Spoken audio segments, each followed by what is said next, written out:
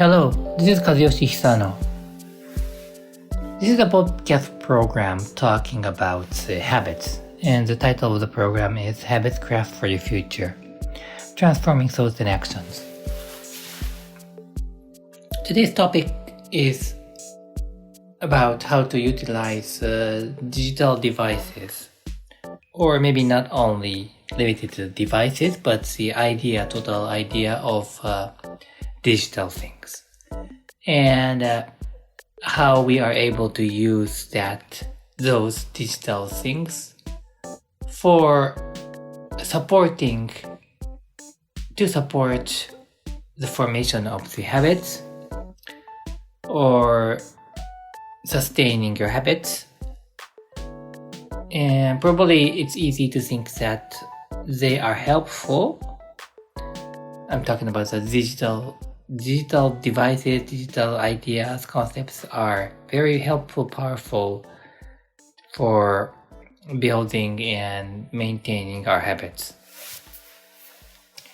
Of course, if you just think about the nature of the habits, they are something that you want to automatically continue, and the more you will need to think less about it, then that's really like a habit.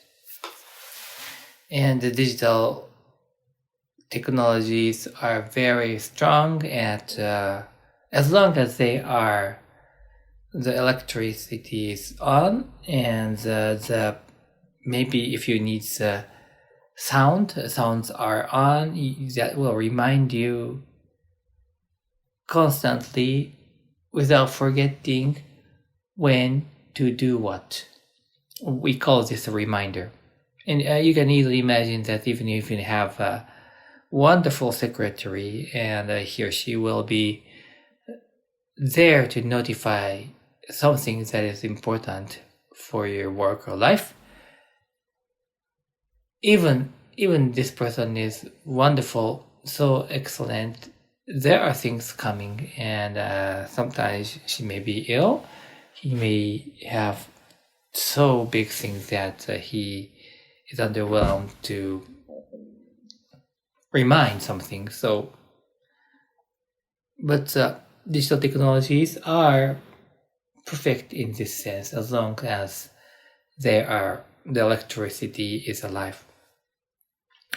So the reminding thing and letting you know what to do at the right moment are what digital can do so effectively that human beings are not able to compete. That's true. And this leads to some concern. However, before going to that concern, let me talk about something using your hands.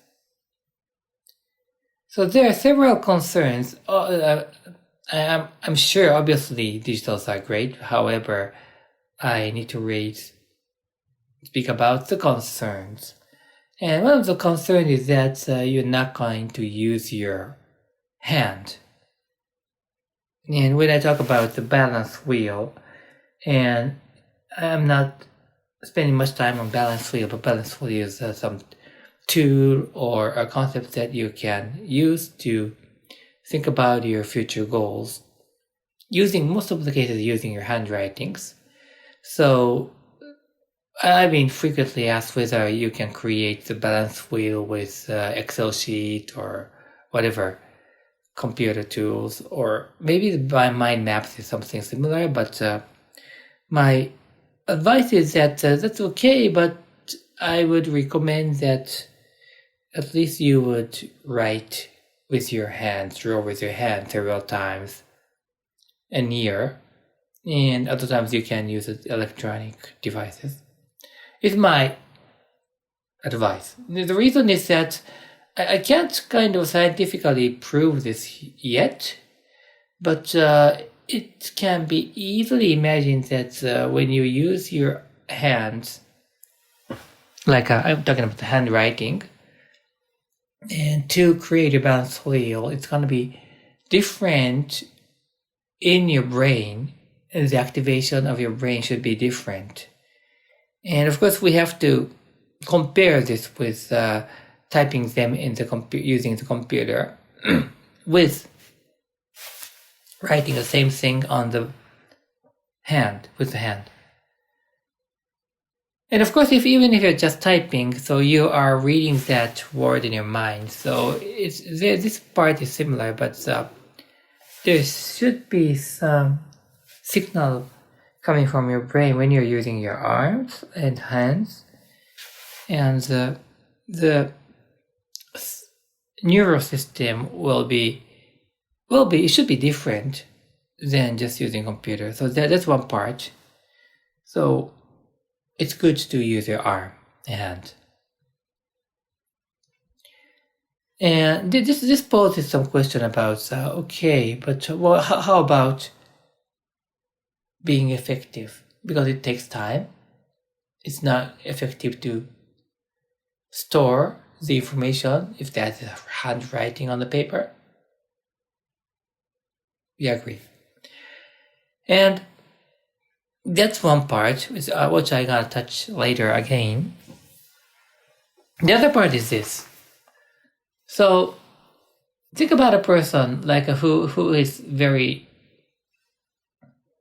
experienced in building the plan for the next week, and also maybe are thinking about the routine or habits, and every week secures 4 p.m. to 5 p.m. thinking about next week's schedule. If this is a person from Monday to Friday, 9-9-9-5 guy or lady, right?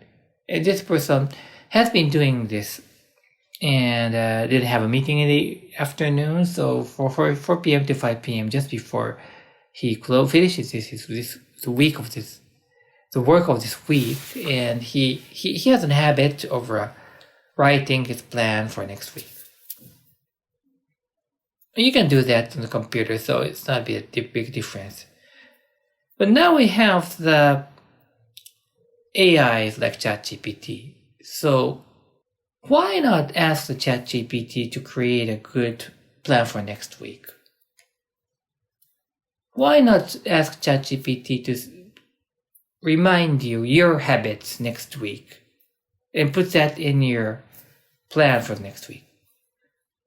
And eventually it's going to be just a prompt question that, hey, Alexa, or whatever, ChatGPT, can you create a best plan and routine for me? You just type in or you just pick that. Okay, she is so brilliant, she's created something very, very nice.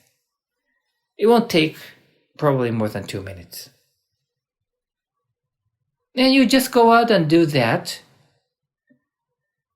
next week. And of course, all the reminders and alerts are already prepared and set in your schedule. So which means that you only need to ask the question of, hey, ChatGPT, please create a great plan or routine for me for next week.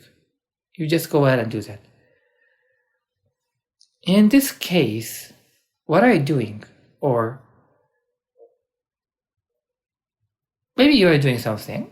I don't know. You're just following somebody's. Of course, you can trace it back at that. You could say that you haven't ordered that, but you are following somebody's order, and that is a computer or AI. Deep question about, is this what we really want to do? What we will be like?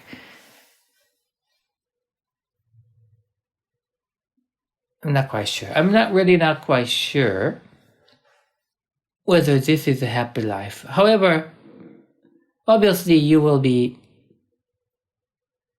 far more efficient, effective, and your output, productivity will increase, not just you, but and if you are a manager, you would advise your team members, if you have a team members, like a 5, 6, 7 salesperson in your group, if you're a sales manager or whatever, And you'd give a lecture to do the same thing as you, and tell them to why not use AI to create your next week's habit or the routine.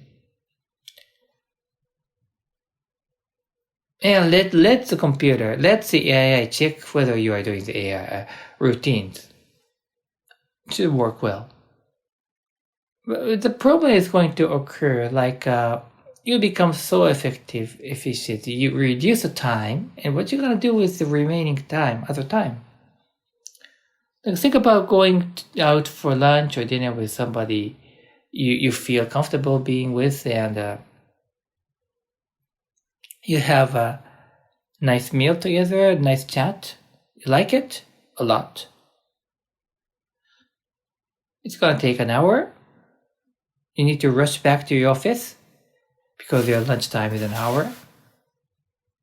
But if the technology advances, we may encounter the situation that you can experience everything, like a nice chat, nice meal with one tablet. If you eat, drink, whatever, this tablet, you may feel all the experience condensed in that tablet and all the taste, maybe including the atmosphere. Do you like it? And of course, you would need the nutrition, so you need another capsule to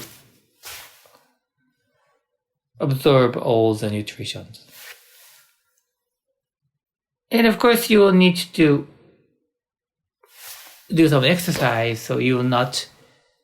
Probably the tablet will, like a capsule, will not help you do the exercise. So you will just sit on some chair, and this chair will help you use your muscle with kind of providing the necessary stimuli, so that your body will not just become weak.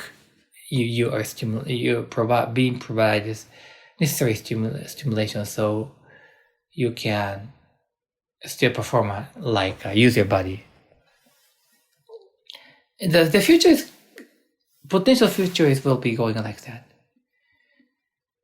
So obviously digital devices are powerful, helpful for us to form and continue the habits that you think that is meaningful, but and this is not the fault of the digital technology itself, but obviously one day we may regret that we have come too far, that we have created something that we cannot manage. That's a potential future. The only one thing that I would like to, without any doubt or with strong confidence, can propose is to form the habit of feed-forward or feed-forward thinking. So there are various things that we can do better than the AI, but one of the most important things that we can do better than the AI is thinking about the future and building future.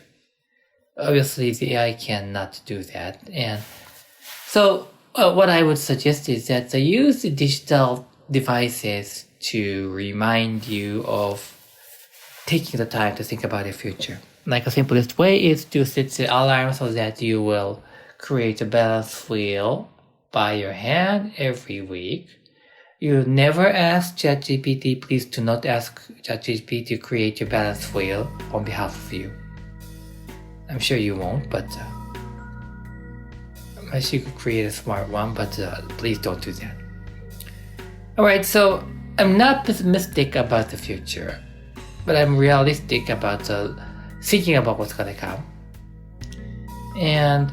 But I still have a strong idea tool that we have, which I call feed-forward or whatever, future-oriented thinking. And this is going to be a game changer in whatever situation. So my suggestion is that let's let's think about the future using the digital technology. Thanks for listening, and that was today's talk. Well, I really look forward to speaking with you again. Thank you for your time. Bye bye. 戸塚剛久の